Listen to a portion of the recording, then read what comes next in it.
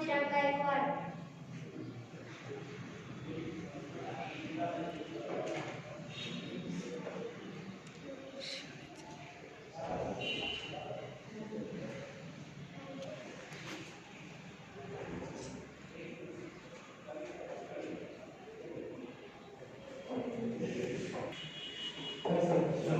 माझा विषय आहे माझा आवडता लेखक.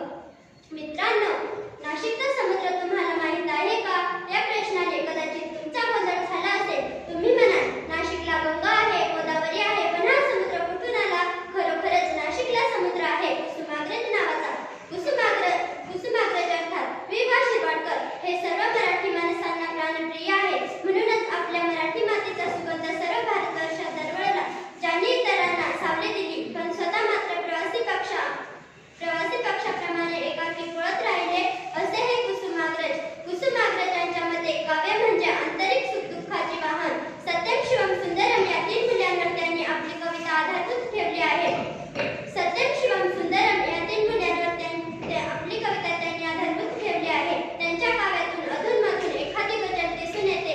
उत्कटत्व व भव्यत्व यांचा सुंदर मिलाप, आकाश माती यांचे अमृतनादे, थेंब व समुद्र यांचे सोयरे, ठिणगी व वर्मा यांचे सामर्थ्य हे सर्व उत्कंठतेने दाखविणारी कुसुमाग्रजांची कविता म्हणजे साहित्यात मौल्यवान धन आहे.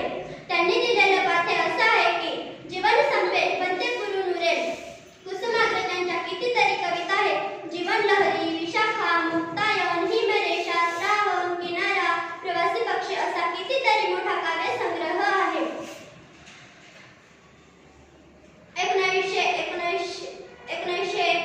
1942 मध्ये ज्यावेळी महात्मा गांधींनी चले जावचा इशारा दिला व त्यांच्या करेंगे अमरेंगे या गर्जनेने सारा भारत देश खडबडून जागा झाला, त्यांचे हे क्रांतिगीत अतिशय प्रसिद्ध झाले आहे. त्यात ते म्हणतात, शरणावरती आजा मुझी पेटास प्रेते, उठतील त्या ज्वालांतून भावी क्रांतीचे नेते, अतिशय अदम्य आत्मशक्तीचे येथे दर्शन घडते.